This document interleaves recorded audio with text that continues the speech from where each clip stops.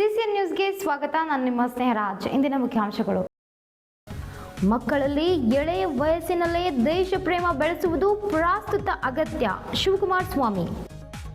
ಜಿಲ್ಲಾದ್ಯಂತ ಸ್ವಾತಂತ್ರ್ಯೋತ್ಸವ ಸಂಭ್ರಮಾಚರಣೆ, ಜಿಲ್ಲಾ ಉಸ್ತುವಾರಿ ಸಚಿವ ಈಶ್ವರ್ ಖಂಡ್ರೆ ಅವರಿಂದ ಧ್ವಜಾರೋಹಣ. ರಾಷ್ಟ್ರಕ್ಕೆ ಅವಮಾನ ಮಾಡಿದ ಸಚಿವ ಜಮೀರ್ ಅಹಮದ್, ಡಾಕ್ಟರ್ ಶೈಲೇಂದ್ರ ಬೆಲ್ದಾಳೆ. ಸ್ವಾತಂತ್ರ್ಯವು ಮಹನೀಯರ ತ್ಯಾಗದ ಫಲ, ಶಾಸಕ ಪ್ರಭು ಚವ್ಹಾಣ್. 15 ದಿನಗಳಲ್ಲಿ ಅಂಬೇಡ್ಕರ್ ಭವನಕ್ಕೆ ಜಾಗ ಮಂಜೂರು, ಪಾಲಿಕೆ ಆಯುಕ್ತ ಮುಕುಲ್ ಜೈನ್ ಭರವಸೆ. ದೇಶದ 80ನೇ ಸ್ವಾತಂತ್ರ್ಯ ದಿನಾಚರಣೆಯನ್ನು ಕೇವಲ ಆಚರಣೆಯಾಗಿಸದೆ ಎಳೆಯ ವಯಸ್ಸಿನ ಮಕ್ಕಳಲ್ಲಿ ದೇಶಪ್ರೇಮ ಮತ್ತು ದೇಶಭಕ್ತಿಯನ್ನು ಬಿತ್ತುವ ಕಾರ್ಯವಾಗಿರಬೇಕೆಂದು ಕರ್ನಾಟಕ ಕಾರ್ಯನಿರತ ಪತ್ರಕರ್ತರ ಸಂಘದ ಜಿಲ್ಲಾ ಪ್ರಧಾನ ಕಾರ್ಯದರ್ಶಿ ಶಿವಕುಮಾರ ಸ್ವಾಮಿ ಅಭಿಪ್ರಾಯಪಟ್ಟರು. ನಗರದ ಹೊರವಲಯದಲ್ಲಿರುವ ಸಂಸ್ಕಾರ ಇಂಟರ್ನ್ಯಾಷನಲ್ ಶಾಲೆಯ ಗುಂಪಾ ಶಾಖೆಯ ಪೂರ್ವ ಪ್ರಾಥಮಿಕ ಶಾಲೆಯ ಆವರಣದಲ್ಲಿ ಶನಿವಾರ ಆಯೋಜಿಸಲಾಗಿದ್ದ 80ನೇ ಸ್ವಾತಂತ್ರ್ಯ ದಿನಾಚರಣೆ ಕಾರ್ಯಕ್ರಮದಲ್ಲಿ ಪಾಲ್ಗೊಂಡು ರಾಷ್ಟ್ರ ಧ್ವಜಾರೋಹಣ ನೆರವೇರಿಸಿ ಮಾತನಾಡಿದರು.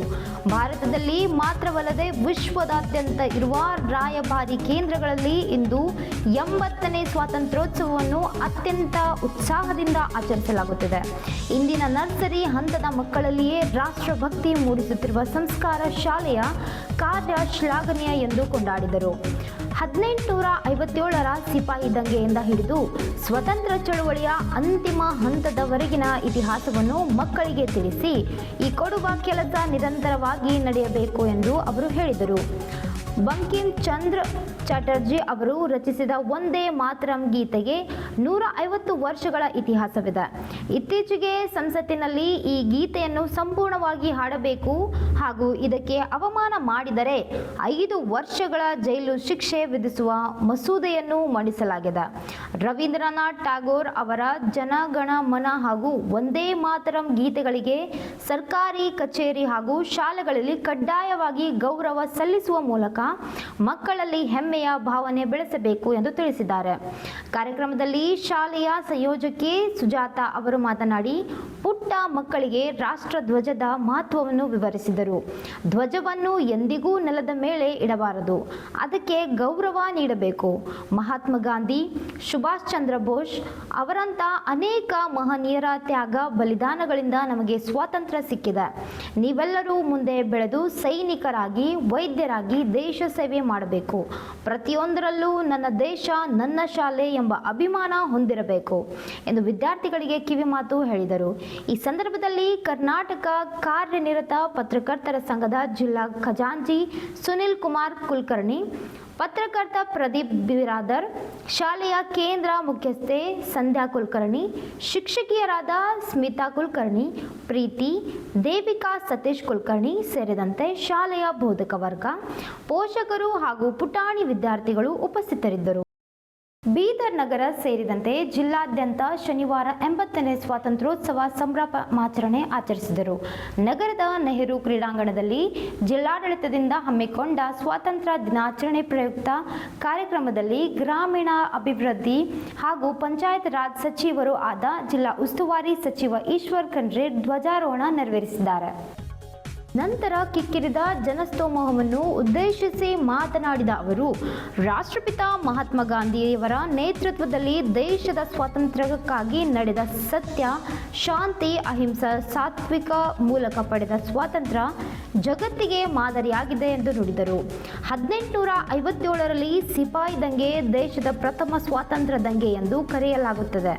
ಇದಕ್ಕೂ 40 ವರ್ಷ ಮುಂಚೆ ಕಿತ್ತೂರು ರಾಣಿ ಚೆನ್ನಮ್ಮ ಅವರ ಬಂಟಾರದ ಸಂಗೊಳ್ಗಿ ರಾಯಣ್ಣ ಅವರ ಜನ್ಮ ಭಕ್ತಿ ಭಾವದಿಂದ ನಮಸ್ಕರಿಸುತ್ತೇನೆ ಎಂದರು. ದೇಶದ ಸ್ವಾತಂತ್ರ್ಯಕ್ಕಾಗಿ ಸುಭಾಷ್ ಚಂದ್ರ ಬೋಸ್, ಸರ್ದಾರ್ ವಲ್ಲಭಾಯಿ ಪಟೇಲ್, ಲಾಲ್ ಲಜಪತ್ ರಾಯ್, ಭಗತ್ ಸಿಂಗ್ ಸೇರಿದಂತೆ ಲಕ್ಷಾಂತರ ಸ್ವಾತಂತ್ರ್ಯ ಯೋಧರ ಪ್ರಾಣ ತ್ಯಾಗದಿಂದ ನಮಗೆ ಸ್ವಾತಂತ್ರ್ಯ ದೊರಕಿಸಿಕೊಟ್ಟ ಅವರೆಲ್ಲರನ್ನೂ ಸ್ಮರಿಸಿ ಗೌರವ ನಮನ ಸಲ್ಲಿಸುವಂತೆ ಮಹತ್ವದ ದಿನವಾಗಿದೆ ಎಂದು ಹೇಳಿದರು.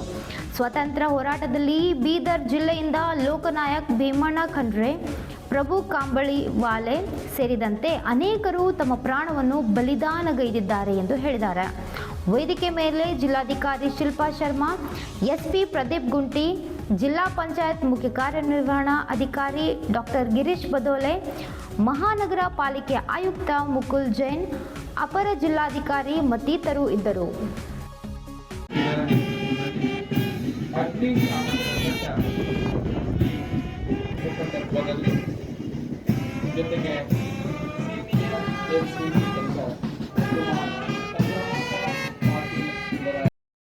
ಸ್ವಾತಂತ್ರ್ಯೋತ್ಸವದ ಹಾರ್ದಿಕ ಅಭಿನಂದನೆ ಮತ್ತು ಶುಭಾಶಯಗಳನ್ನು ಕೋರ್ತಾ ಇದ್ದಾರೆ.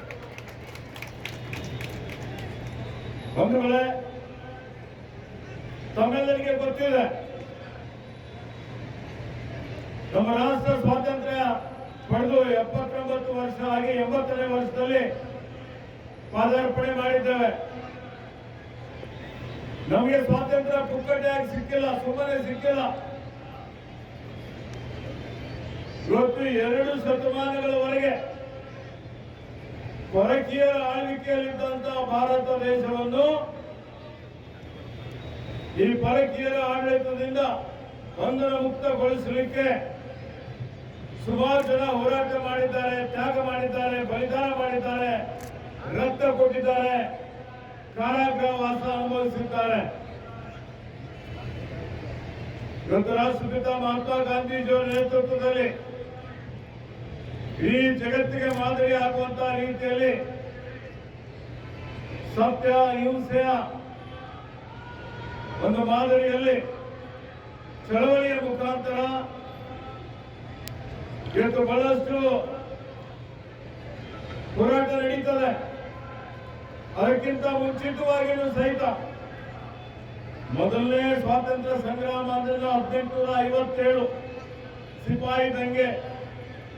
ಆ ಸಿಪಾಯಿ ದಂಗೆಯಲ್ಲಿ ಸಹಿತ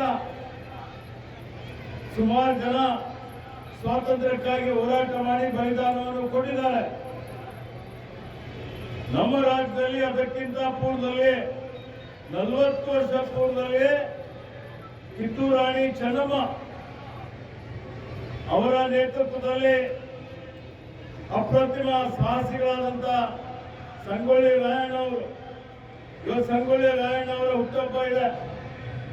ಅವರಿಗೂ ಈ ವೇದಿಕೆ ಮುಖಾಂತರ ನಮನಗಳನ್ನು ಸಲ್ಲಿಸ್ತೇನೆ.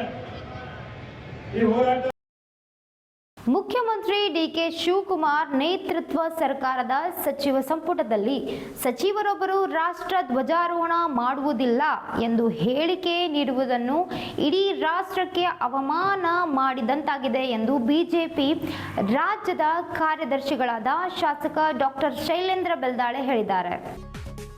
ಮುಖ್ಯಮಂತ್ರಿ ಡಿಕೆ ಶಿವಕುಮಾರ್ ನೇತೃತ್ವ ಸರ್ಕಾರದ ಸಚಿವ ಸಂಪುಟದಲ್ಲಿ ಸಚಿವರೊಬ್ಬರು ರಾಷ್ಟ್ರ ಧ್ವಜಾರೋಹಣ ಮಾಡುವುದಿಲ್ಲ ಎಂದು ಹೇಳಿಕೆ ನೀಡಿರುವುದು ಇಡೀ ರಾಷ್ಟ್ರಕ್ಕೆ ಅವಮಾನ ಮಾಡಿದಂತಾಗಿದೆ ಎಂದು ಬಿಜೆಪಿ ರಾಜ್ಯ ಕಾರ್ಯದರ್ಶಿಗಳಾದ ಶಾಸಕ ಡಾಕ್ಟರ್ ಶೈಲೇಂದ್ರ ಬೆಲ್ದಾಳೆ ಹೇಳಿದರು.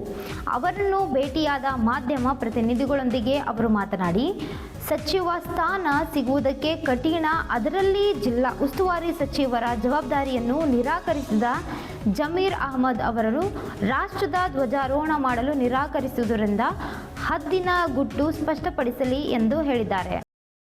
ತಾಲೂಕು ಆಡಳಿತದ ವತಿಯಿಂದ ಆಗಸ್ಟ್ 15ರಂದು ಔರಾದ್ ಬಿ ತಾಲೂಕು ಕ್ರೀಡಾಂಗಣದಲ್ಲಿ ಸ್ವಾತಂತ್ರ್ಯೋತ್ಸವ ದಿನಾಚರಣೆಯನ್ನು ಸಡಗರ ಸಂಭ್ರಮದಿಂದ ಆಚರಿಸಲಾಯಿತು. ಕಾರ್ಯಕ್ರಮದಲ್ಲಿ ಶಾಸಕರು ಹಾಗೂ ಮಾಜಿ ಸಚಿವ ಪ್ರಭು ಚವ್ಹಾಣ್ ಅವರು ಮಾತನಾಡಿ, 1947ರ ಆಗಸ್ಟ್ 15ರಂದು ಭಾರತವು ಬ್ರಿಟಿಷರ ಆಳ್ವಿಕೆಯಿಂದ ಸ್ವಾತಂತ್ರ್ಯ ಪಡೆದ ಐತಿಹಾಸಿಕ ದಿನವಾಗಿದೆ. ಅಸಂಖ್ಯಾತ ಹೋರಾಟ, ತ್ಯಾಗ ಮತ್ತು ಬಲಿದಾನದ ಫಲವಾಗಿ ನಮಗೆ ಸ್ವಾತಂತ್ರ್ಯ ಸಿಕ್ಕಿದೆ ಎಂದು ಅವರು ತ್ಯಾಗ ಹೋರಾಟಗಳನ್ನು ಜೊತೆಗೆ ಅವರ ಕಂಡ ಕನಸಿನ ಭಾರತವನ್ನು ನಿರ್ಮಿಸುವ ಸಂಕಲ್ಪ ಮಾಡಬೇಕೆಂದು ಹೇಳಿದ್ದಾರೆ. ಕಾರ್ಯಕ್ರಮದಲ್ಲಿ ಶಾಸಕರು ಹಾಗೂ ಮಾಜಿ ಸಚಿವ ಪ್ರಭು ಚವ್ಹಾಣ್ ಅವರು ಮಾತನಾಡಿ, 1947ರ ಆಗಸ್ಟ್ 15ರಂದು ಭಾರತವು ಬ್ರಿಟಿಷರ ಆಳ್ವಿಕೆಯಿಂದ ಸ್ವಾತಂತ್ರ್ಯ ಪಡೆದ ಐತಿಹಾಸಿಕ ದಿನವಾಗಿದೆ. ಅಸಂಖ್ಯಾತ ಹೋರಾಟಗಾರರು ಮಾಡಿದ ಹೋರಾಟ, ತ್ಯಾಗ ಮತ್ತು ಬಲಿದಾನದ ಫಲವಾಗಿ ನಮಗೆ ಸ್ವಾತಂತ್ರ್ಯ ಸಿಕ್ಕಿದೆ. ಅವರ ತ್ಯಾಗ ಹೋರಾಟಗಳನ್ನು ಸ್ಮರಿಸುವುದರ ಜೊತೆಗೆ ಅವರು ಕಂಡ ಕನಸಿನ ಭಾರತವನ್ನು ನಿರ್ಮಿಸುವ ಸಂಕಲ್ಪ ಮಾಡಬೇಕೆಂದು ಹೇಳಿದರು. ಸ್ವಾತಂತ್ರ್ಯ ದಿನಾಚರಣೆ ಕೇವಲ ಧ್ವಜಾರೋಹಣದ ಕಾರ್ಯಕ್ರಮವಲ್ಲ, ದೇಶದ ಏಕತೆ, ಅಖಂಡತೆ, ಸಾರ್ವಭೌಮತ್ವ ಹಾಗೂ ಸಂವಿಧಾನದ ಆಶಯಗಳನ್ನು ಕಾಪಾಡುವ ಸಂಕಲ್ಪ ಮಾಡುವ ಪವಿತ್ರ ದಿನವಾಗಿದೆ. ಸ್ವಾತಂತ್ರ್ಯ ನಮಗೆ ಹಕ್ಕುಗಳ ಜೊತೆಗೆ ಕರ್ತವ್ಯಗಳನ್ನು ನೀಡಿದ್ದು, ಪ್ರತಿಯೊಬ್ಬ ನಾಗರಿಕರು ದೇಶದ ಅಭಿವೃದ್ಧಿಗೆ ತಮ್ಮದೇ ರೀತಿಯಲ್ಲಿ ಶ್ರಮಿಸಬೇಕು ಎಂದರು. ಪ್ರಧಾನಿ ನರೇಂದ್ರ ಮೋದಿ ಅವರ ನೇತೃತ್ವದಲ್ಲಿ ಭಾರತವು ಅಭಿವೃದ್ಧಿಯ ಪಥದಲ್ಲಿ ವೇಗವಾಗಿ ಮುನ್ನಡೆಯುತ್ತಿದೆ. ಆತ್ಮನಿರ್ಭರ ಭಾರತ, ಭವ್ಯ ಭಾರತ ನಿರ್ಮಾಣದ ಸಂಕಲ್ಪದೊಂದಿಗೆ ಕೆಲಸ ಮಾಡುತ್ತಿದ್ದಾರೆ. ಅದರಂತೆ ಔರಾದ್ ಬಿ ಕ್ಷೇತ್ರವನ್ನು ಮಾದರಿ ಕ್ಷೇತ್ರವನ್ನಾಗಿ ರೂಪಿಸುವ ಕನಸಿನೊಂದಿಗೆ ಕೆಲಸ ಮಾಡುತ್ತಿದ್ದೇನೆ. ಈ ಕೆಲಸಕ್ಕೆ ಎಲ್ಲರೂ ಕೈಜೋಡಿಸಬೇಕೆಂದರು. ಮಳೆ ಕೊರತೆಯಿಂದ ಮುಂಗಾರು ಹಂಗಾಮಿನ ಬೆಳೆಗಳು ಕುಂಠಿತಗೊಂಡಿವೆ. ಈ ಬಗ್ಗೆ ಕೂಡಲೇ ಸರ್ಕಾರಕ್ಕೆ ಪತ್ರ ಬರೆದು ಗಮನ ಸೆಳೆಯುವ ಕೆಲಸ ಮಾಡಿದ್ದೇನೆ. ಕಾಮನಗರದ ರೈತರಿಗೆ ಬೆಳೆ ವಿಮೆ ಯೋಜನೆಯ ಹಣ ಬಿಡುಗಡೆಯಾಗಿರಲಿಲ್ಲ. ಸಂಬಂಧಪಟ್ಟವರ ಜೊತೆಗೆ ನಿರಂತರ ಸಂಪರ್ಕ ಸಾಧಿಸಿ ಪರಿಹಾರ ಬಿಡುಗಡೆ ಮಾಡಲು ಪ್ರಯತ್ನಿಸಿದ್ದೇನೆ. ರೈತರ ಕಲ್ಯಾಣಕ್ಕಾಗಿ ನನ್ನ ಪ್ರಯತ್ನ ನಿರಂತರವಾಗಿ ಮುಂದುವರೆಯಲಿದೆ ಎಂದರು. ರಾಜ್ಯ ಸರ್ಕಾರವು ಔರಾದ್ ಬಿ ಕ್ಷೇತ್ರದಲ್ಲಿ ನಡೆಯಬೇಕಿರುವ ಬೀದರ್ ನಾಂದೇಡ್ ವಾಯಾ ಔರಾದ್ ಹೊಸ ರೈಲ್ವೆ ಮಾರ್ಗ ಯೋಜನೆ, ಸಿಪೆಟ್ ಕಾಲೇಜ್ ಸೇರಿದಂತೆ ಕೆಲವು ಯೋಜನೆಗಳಿಗೆ ಅನುದಾನ ನೀಡದೆ ತಡೆಯೊಡ್ಡುತ್ತಿದೆ. ಕಾರಂಜಾ ಜಲಾಶಯದಿಂದ ಔರಾದ್ಗೆ ಕುಡಿಯುವ ನೀರು ಪೂರೈಸುವ ಯೋಜನೆ, ಕೆರೆ ತುಂಬಿಸುವ ಯೋಜನೆಗಳು ಮಂಜೂರಾಗಿ ಹಲವು ವರ್ಷಗಳು ಕಳೆದರೂ ಕೆಲಸಗಳು ಸರಿಯಾಗಿ ನಡೆಯುತ್ತಿಲ್ಲವೆಂದು ಬೇಸರ ಹೊರಹಾಕಿದರು. ಕಾರ್ಯಕ್ರಮದಲ್ಲಿ ವಿಶೇಷ ಉಪನ್ಯಾಸ ಕಲಬುರಗಿಯ ವಾಣಿಜ್ಯ ತೆರಿಗೆ ಅಧಿಕಾರಿ ಖಾಜಾ ಖಲೀಲುಲ್ಲಾ ನೀಡಿದರು. ತಹಸೀಲ್ದಾರರಾದ ಮಹೇಶ್ ಪಾಟೀಲ್ ಅವರು ಧ್ವಜಾರೋಹಣ ನೆರವೇರಿಸಿದರು.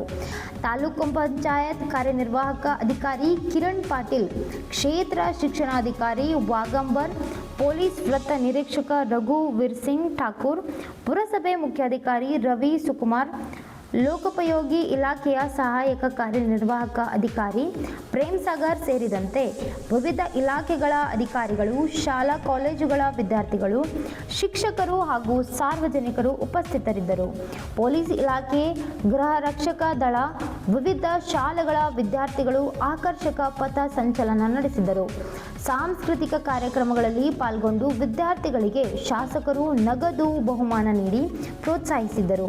ಇದೇ ವೇಳೆಯೇ ದರೋಡೆಕೋರರನ್ನು ಬಂಧಿಸಲು ಶ್ರಮಿಸಿದ ಕ್ಷೇತ್ರದ ಪೊಲೀಸ್ ಸಿಬ್ಬಂದಿಗಳಿಗೆ ಸನ್ಮಾನಿಸಿ ನಗದು ಬಹುಮಾನ ನೀಡಿ ಗೌರವಿಸಿದರು. ಕುಂಬರವಾಡದಲ್ಲಿ ಡಾಕ್ಟರ್ ಬಿ.ಆರ್. ಅಂಬೇಡ್ಕರ್ ಸಮುದಾಯ ಭವನ ನಿರ್ಮಾಣಕ್ಕೆ ಜಾಗ ಮಂಜೂರು ಮಾಡುವಂತೆ ಆಗ್ರಹಿಸಿ ಮೇ 18ರಂದು ನಡೆಯಲಿದ್ದ ನಿರಂತರ ಹೋರಾಟ ಹಾಗೂ ಧರಣಿ ಸತ್ಯಾಗ್ರಹಕ್ಕೆ ಕೊನೆಗೂ ಸರ್ಕಾರಿ ಮಟ್ಟದಲ್ಲಿ ಸಕಾರಾತ್ಮಕ ಸ್ಪಂದನೆ ಸಿಕ್ಕಿದೆ.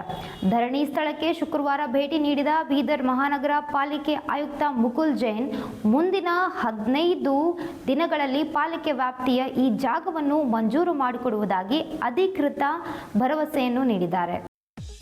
ಕುಂಬರವಾಡದ ಸರ್ವೆ ನಂಬರ್ 51ರ ವಿಸ್ತೀರ್ಣ ಜಾಗವನ್ನು ಸಮುದಾಯ ಭವನಕ್ಕೆ ಕಾಯ್ದಿರಿಸಿ ಪಾಲಿಕೆಯ ಡಿಮ್ಯಾಂಡ್ ರಿಜಿಸ್ಟರ್ನಲ್ಲಿ ನಮೂದಿಸಬೇಕು ಮತ್ತು ಭವನ ನಿರ್ಮಾಣಕ್ಕಾಗಿ ಸರ್ಕಾರದಿಂದ 1 ಕೋಟಿ ರೂಪಾಯಿ ಅನುದಾನ ನೀಡಬೇಕೆಂದು ಶುದ್ಧೋಧನ ಮಹಾಮಾಲೆ ಸಾಮಾಜಿಕ ಮತ್ತು ಸಾಂಸ್ಕೃತಿಕ ಸಂಘದ ನೇತೃತ್ವದಲ್ಲಿ ಸ್ಥಳೀಯ ಬಡ ಕುಟುಂಬಗಳು ಹಾಗೂ ದಲಿತ ಸಂಘಟನೆಗಳು ಸುದೀರ್ಘ ಹೋರಾಟ ನಡೆಸಿದವು.